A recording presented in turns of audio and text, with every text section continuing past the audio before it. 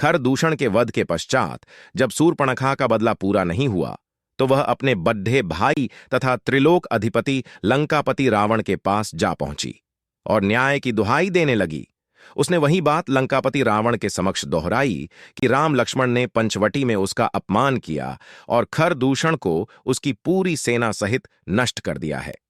आप जाकर उनसे मेरा बदल लीजिए तथा राम की सुंदर पत्नी सीता को अपहरण करके ले आइए।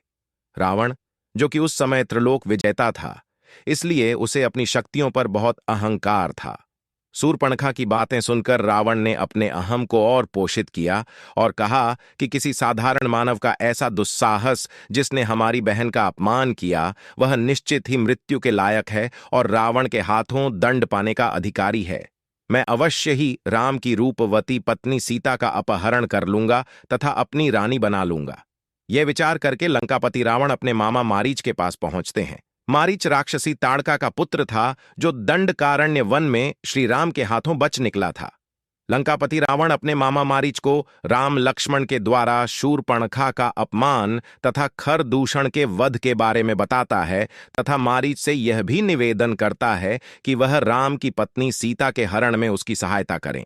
असुर मारीच श्री राम की शक्ति को दंडकारण्य वन में देख चुका था, इसलिए मारीच बार बार लंकापति रावण को यह समझाने का प्रयत्न कर रहा था कि यह न्याय उचित नहीं है और धर्मसंगत भी नहीं है कि आप किसी पराई स्त्री का हरण करें। लेकिन अपने अहंकार के वशीभूत रावण ने मारीच की सभी बातों और तर्कों को खारिज करते हुए कहा कि वह तीनों लोकों का स्वामी है और विश्व की हर सुंदर वस्तु पर उसका अधिकार है। इसके बाद लंकापति रावण मारीच को धमकी देता है कि यदि वह उसकी सहायता नहीं करेगा तो वह उसे मृत्युदंड देगा। रावण द्वारा मृत्युदंड से बचने के लिए मारीच आखिरकार उनकी सहायता के लिए तैयार हो जाता है और पूछता है कि वह रावण की सहायता किस प्रकार कर सकता है। तब लंकापति रावण मारीच को कहते हैं कि तुम एक अद्भुत स्वर्ण मृग का रूप धारण करो, जिसके सींग सोने के हों तथा जिसकी चमड़ी सुनहरे रंग की हो। ऐसे अद्भुत हिरण को देखकर सीता अवश्य ही उसकी मांग करेगी और राम लक्ष्मण को उसका शिकार करने के लिए बोलेगी। जब राम लक्ष्मण उस सुनहरे मृग के पीछे पीछे जाएंगे तब मैं सीता का हरण कर लूंगा। रावण की बात मानकर मारीच एक अद्भुत सुनहरे हिरण का रूप धारण करके श्री राम लक्ष्मण की कुटिया की तरफ जाकर विचरण करने लगता है। सीता जी की नजर जब उस हिरण पर पड़ती है तो वह उस स्वर्ण मृग के सुंदर रूप को देखकर मोहित हो जाती है। कुटिया में आकर वह श्री राम लक्ष्मण को उस स्वर्ण मृग के बारे में बताती हैं और इच्छा जाहिर करती हैं कि वह मृग उन्हें चाहिए। सीता के इच्छा का मान रखते हुए श्री राम लक्ष्मण को वहीं छोड़कर हिरण रूपी मारीच के पीछे धनुष बाण लेकर चल पड़ते हैं। श्री राम को अपनी ओर आता देखकर योजना के अनुसार मृग के वेश में मारीच कुटिया से दूर भाग जाता है, जिसके पीछे श्री राम भी चले जाते हैं। कुछ समय तक स्वर्ण मृग के पीछे भागते हुए श्री राम उस पर बाण चला देते हैं। बाण लगते ही मारीच श्री राम के जैसे स्वर में चिल्लाने लगता है, हे सीते हे लक्ष्मण, हे सीते हे लक्ष्मण। श्री राम जय स्वर में अपना और लक्ष्मण का नाम सुनकर सीता जी को यही लगता है कि श्री राम पर कोई संकट आ गया है और वह मदद के लिए लक्ष्मण तथा उन्हें पुकार रहे हैं। इसलिए सीता जी लक्ष्मण को तुरंत अपने भैया की सहायता के लिए जाने को कहती, लेकिन लक्ष्मण उनकी बात मानने से मना कर देते हैं, क्योंकि लक्ष्मण जी को पता था कि श्री राम का कोई कुछ भी बिगाड़ नहीं सकता, यह किसी असुर की चाल हो सकती है। लेकिन अपने पति के ऐसे स्वर सुनने के बाद सीता जी को शांति नहीं हो रही थी और वह लक्ष्मण को बार बार जाने के लिए कहती है। जब लक्ष्मण नहीं मानते तो वह उन्हें अपशब्द कहने लगती हैं। अंत में लक्ष्मण जी के पास कोई और रास्ता नहीं होता, इसलिए वह सीता जी की सुरक्षा के लिए कुटिया के दहलीज के पास एक रेखा खींच देते हैं और बोलते हैं कि जो भी इस रेखा को पार करने की कोशिश करेगा वह जलकर भस्म हो जाएगा। अंत में लक्ष्मण जाते जाते माता सीता से कहते हैं कि आप कितनी भी विकट परिस्थिति में इस रेखा को पार नहीं करेंगी और कोई भी असुर, देव या जीव इस लक्ष्मण रेखा को पार नहीं कर पाएगा। कहकर लक्ष्मण कुटिया से चले जाते हैं।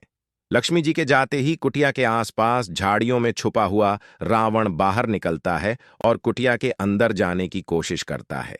लेकिन जैसे ही रावण लक्ष्मण द्वारा खींची गई लक्ष्मण रेखा पर पैर रखता है तो उसके पैर जल जाते हैं।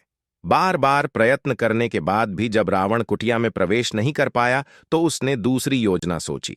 तब रावण एक साधु का वेश धारण करके कुटिया के बाहर अलग जगाता है।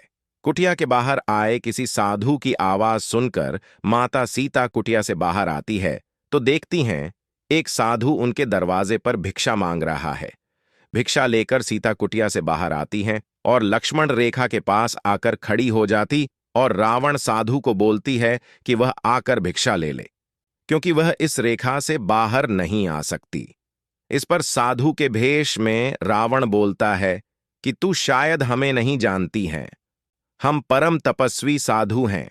यदि तुम बाहर भिक्षा लेकर नहीं आई तो मैं तुम्हारे पति को श्राप दे दूंगा। अपने पति श्री राम को साधु क्रोध के अनिष्ट से बचाने के लिए सीता जी रोते हुए लक्ष्मण रेखा को पार करके साधु के पास चली जाती है। फिर बोलती हैं, मुनिवर कृपया करके मेरे पति को श्राप मत देना, मैं भिक्षा लेकर आ गई हूं।